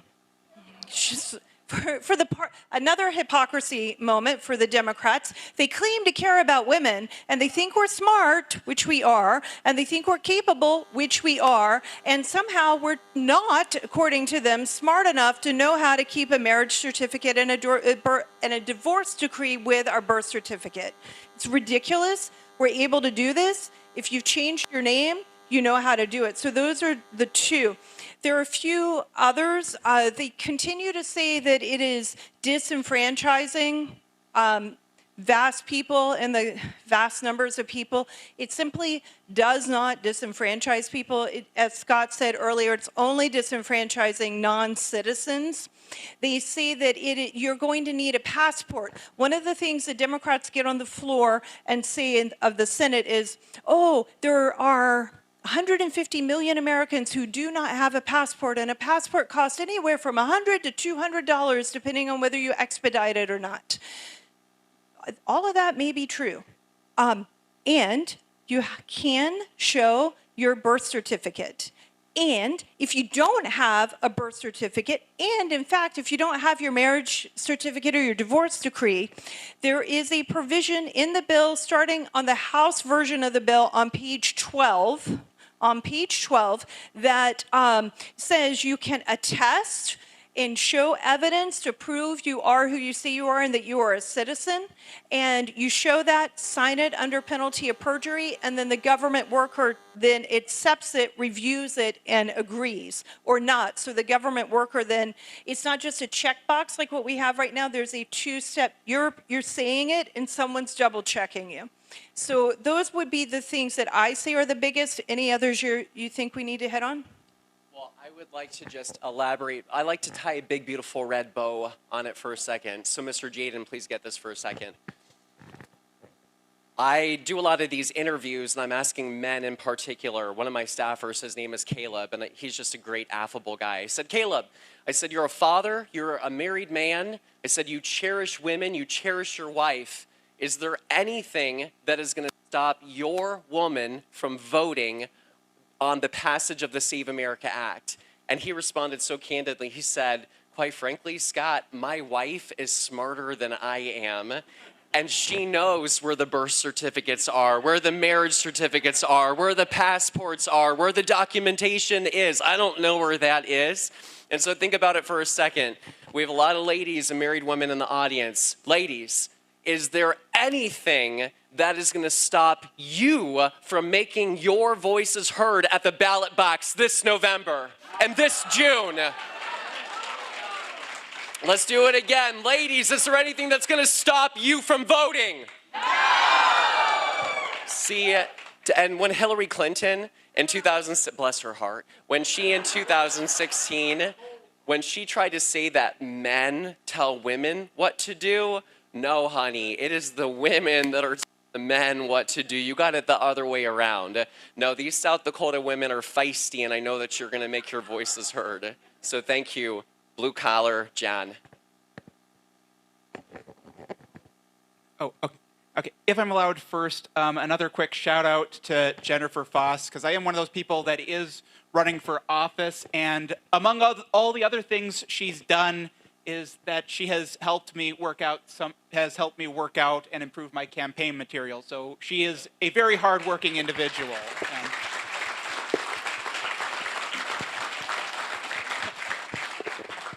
Okay, so the question is, now it is widely acknowledged that this Save America Act is going to basically keep the Democrats out of power long term, which brings me to when I hear, well, we got to find out some kind of deal making with the Democrats so we can bring enough over.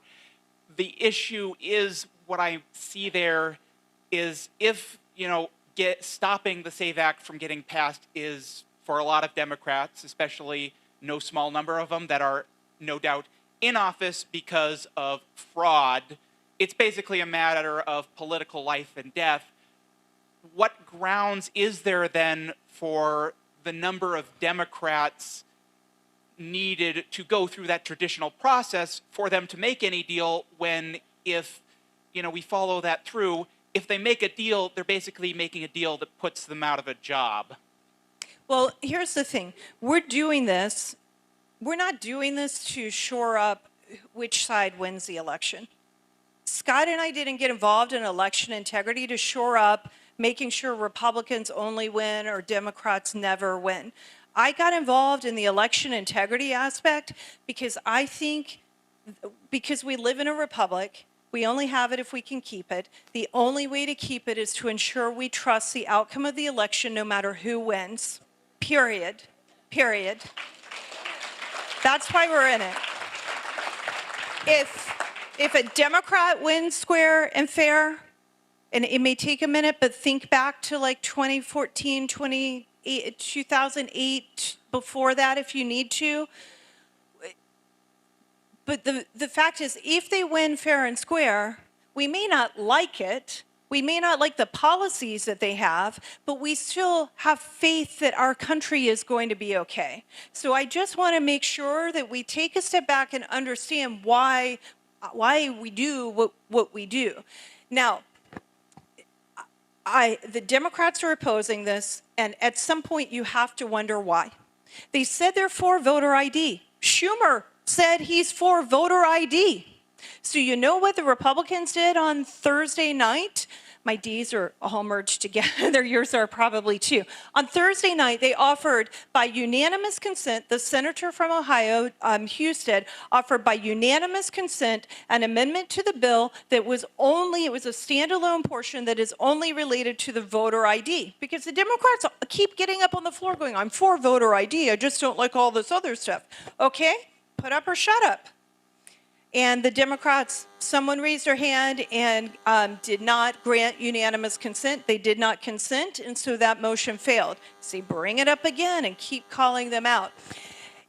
At some point, back in October, the government was shut down, and it was shut down, and it was shut down. And Democrats had to vote to reopen the government.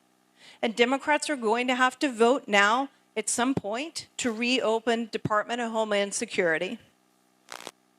You want to know something? Dick Durbin from Illinois is one of the people who voted for that.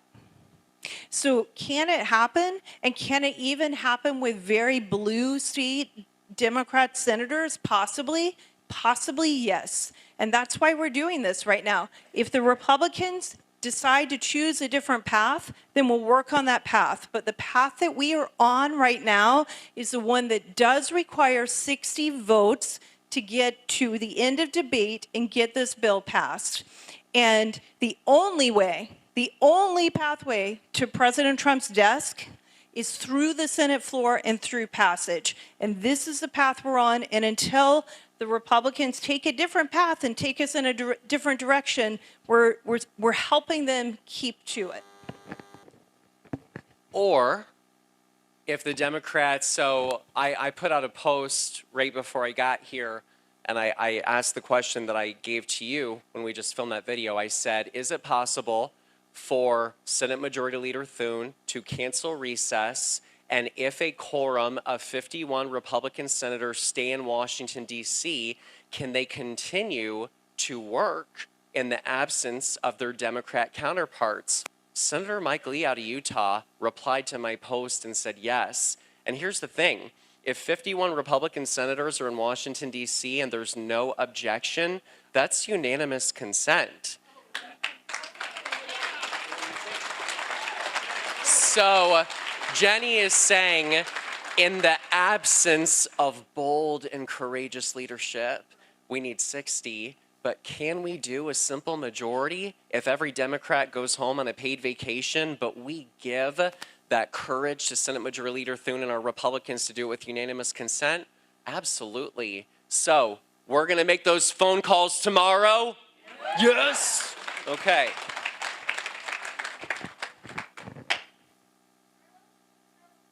He's right here. We've got it. So perhaps we do need the 60 votes, but I do hope that you can explain, like, who is this parliamentarian and who put her in that position? Because I'm not remembering exactly, but early on in this term, she again threw something out that everybody thought was going to be something different.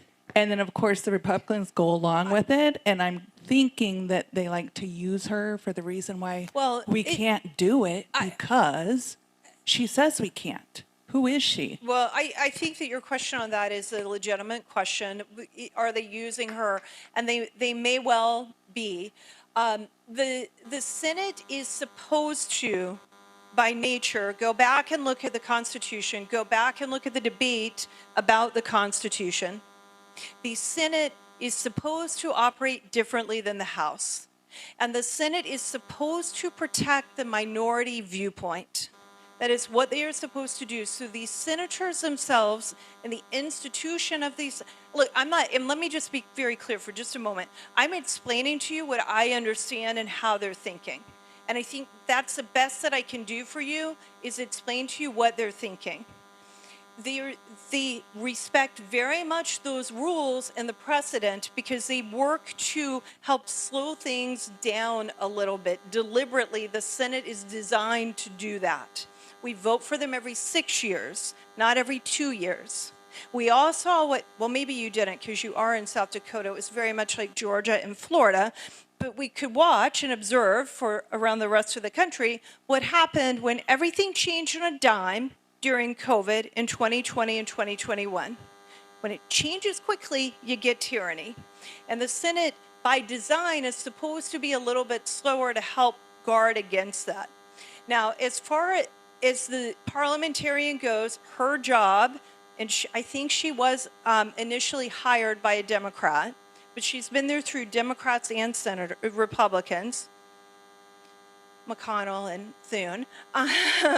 So she's been there, and her job is to go back and look at the rules and read the rules and interpret the rules and make sure she's giving the best interpretation that she can. And right now, the Senate has not voted to overturn her. Personally, I think there may be an opportunity to go and fix some of the things that are wrong in the Senate with the rules, but they're just not at the point where they're doing that. So I'm trying to explain to you just sort of a little bit more of the thinking. And again, I just go back to, we are on this path, and this is a path that we're on. I can't change a parliamentarian today, but I can urge all of you to try to get recess, get them to keep working through recess. And that's the best thing we can do right now. Right here? That's fine and dandy, but they keep talking about the filibuster and blowing up the Senate and not having to have them 60 votes. I don't like the sound of that either. But we're at the point, I feel, that if we lose on this here and we get down here after November of 26, we're going to be in trouble. And it's going to get worse. And you know what the Democrats are going to do? They aren't going to be worried about that old filibuster. Right. So I understand. I don't like the federal government taking over all this stuff. I said that.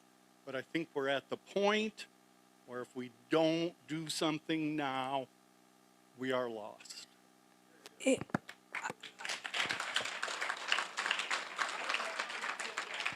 I understand that. I do understand that. And in order for that, I'm not here saying do it or don't do it. I'm just going to tell you, I'm going to sound sort of like Thune did on Fox News the other day, but he actually doesn't have enough votes on the Republican side to do that right now. And I know for certain that they don't exist. The Democrats did not have the votes to do that a few years ago, but you were right, they tried. And because of Arizona and West Virginia, 2 senators who are no longer in office, they guarded and protected it. And I understand. There are also a few other things that I've come to think about the filibuster over the last few weeks and few days, because I thought we could do the talking filibuster, and we can't. So there are questions that I have.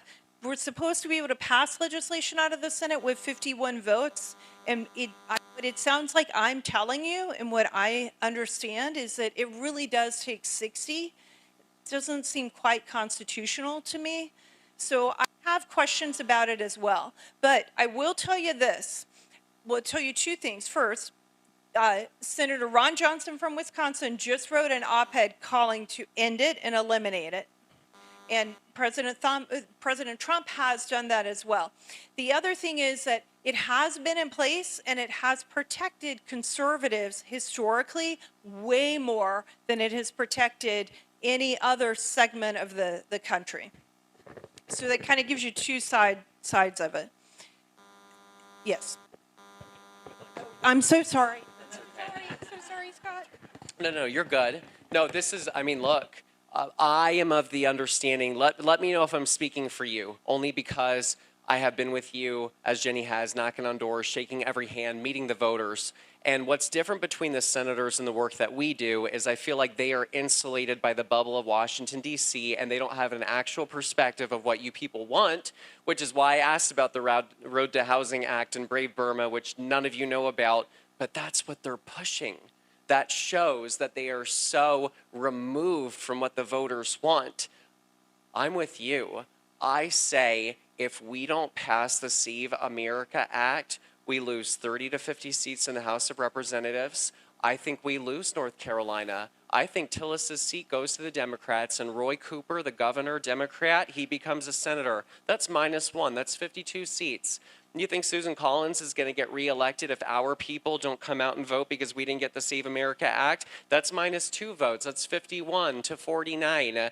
Then Dan Sullivan in Alaska, Murkowski territory. Do you think Alaska Republicans are going to come out and vote if we don't pass the Save America Act after giving them the House, the Senate, and the White House? We could potentially lose 3 Senate seats this November alone and have a 50-50 split and lose the House of Representatives. And with how squishy Republicans are on our side when we're not the majority, you think they would probably vote to impeach President Trump? I don't think it's out of the realm of possibility. I've been good cop. I've been nice because I want these people to work with me and know I'm not an agent of chaos. But you, the voters, you can be the bad cop. You tell these senators and Dusty Johnson, you don't get your act together, number one, you're not going to be governor if you don't get this passed. I'm going to say it. I've got nothing to lose. We've got nothing to lose. Number two, you're not going to get reelected, and you're going to lose the very majority that you have if you don't pass the Save America Act. So get your act together. Oh, let's do two. Well, babe, I was giving you an easy out. I was giving you, what I gave you was a gift. I gave you a present. Okay, so let's do two more, and then Jenny and I want to shake every hand and take every photo, and we are not leaving until we meet with you. Hi, I was reading, I think it was Senator Lee, and it may have been another, it could have been Johnson, was talking about the role that Vance has in getting the Senate to heal. Who has his ear to start pulling some levers? I mean, I know he's busy with the fraud investigations, but but vice presidents don't have a lot to do, and so I'm just wondering. They don't, and so we have to give them jobs. So I'm wondering who has the ear to get to Vance to maybe start doing the horse trading and start putting some pressure on there, and especially also taking over maybe some of the parliamentarian positions too. So who has the ear? I don't know that I can answer that directly. I'm not sure exactly who has the ear. I think if you want to get his attention, you can make phone calls to the office of the vice president. The vice president does have special things they can do because they are the president of the Senate. One thing they actually can do is overturn the ruling of the parliamentarian. The chair can do that, and I don't even think it requires a vote. It may require a 51 vote passage, or it may not. I'm not positive on that, but there are things they can do besides just voting to break a tie. But I think he was on call and ready to break a tie had it come down to it on the day they brought it to the floor. And Senator McConnell actually voted in favor of it, so we didn't wind up needing that. So that was. Say that once more.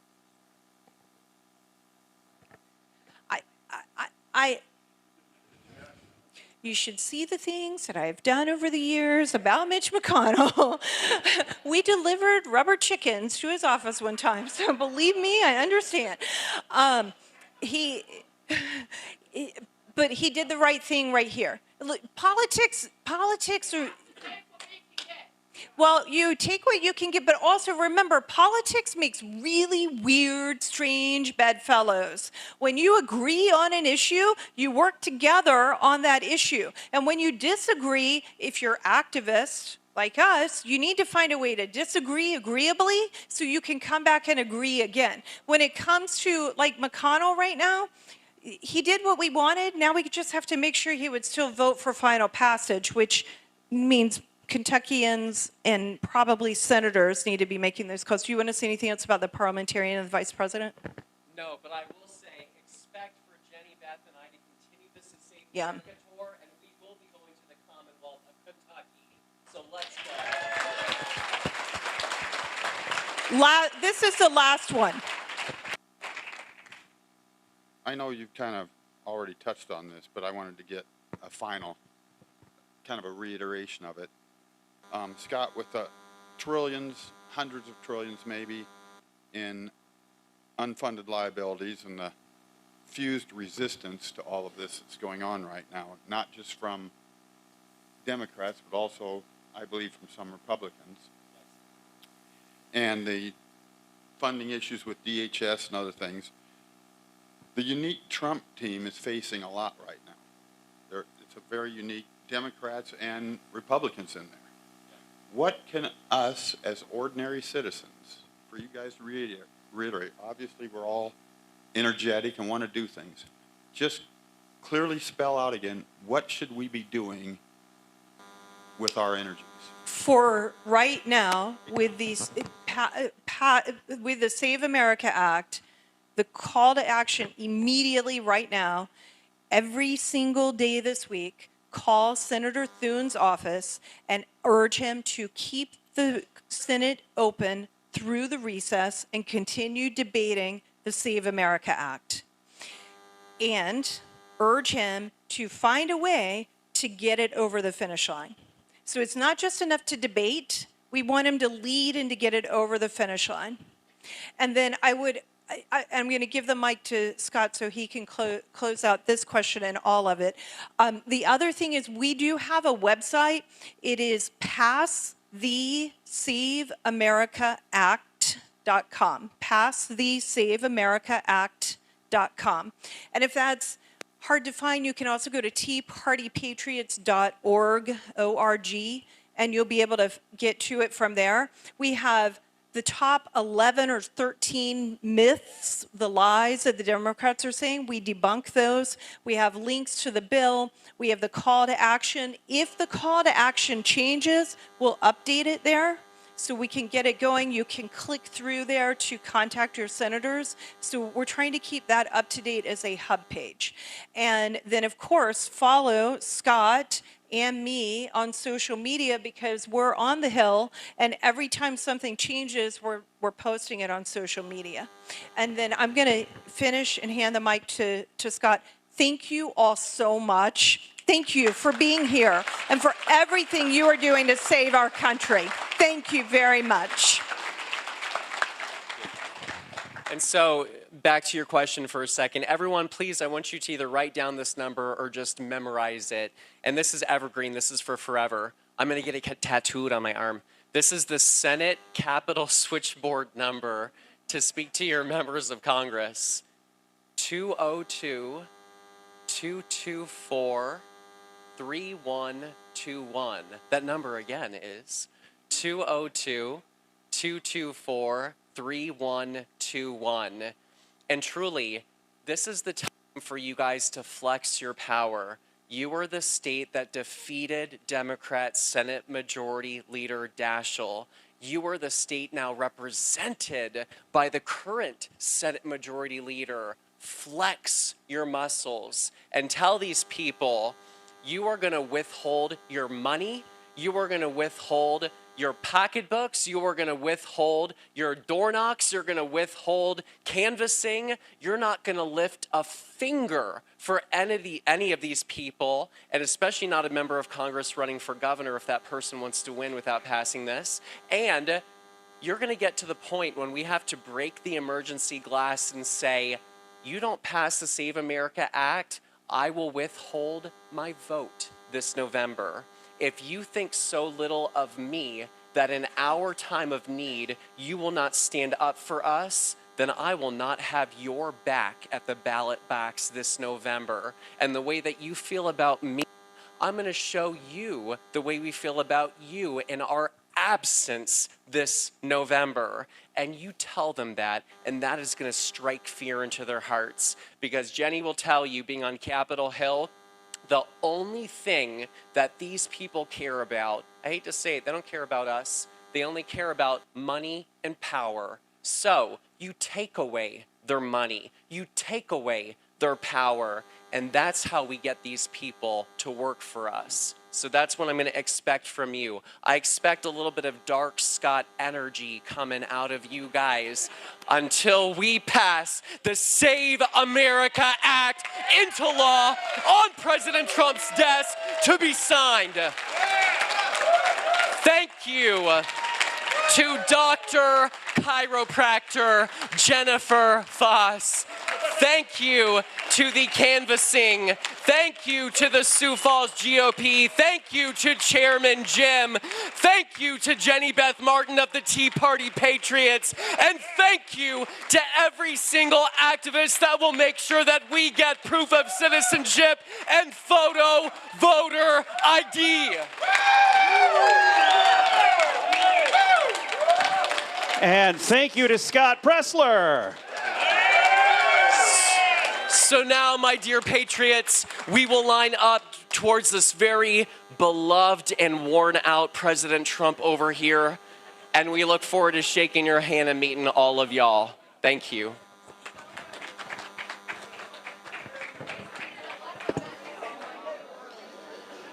Thank you so much for joining us. There are plenty of people around the outside edges of the room who would love to talk to you as well. So if you get a chance, if you did not get a chance to do that before the event, please get around and see everybody. Can we also put our hands together really quickly for the Ramada for hosting us at their beautiful venue here? Let's hear it for the Ramada. You can also say thank you to them by stopping next door at Boston's and either having a beer or slice of pizza or something over there. That would be wonderful. You don't have to leave right now. You can stick around for a bit. We appreciate you being here. Thank you again for joining us this afternoon.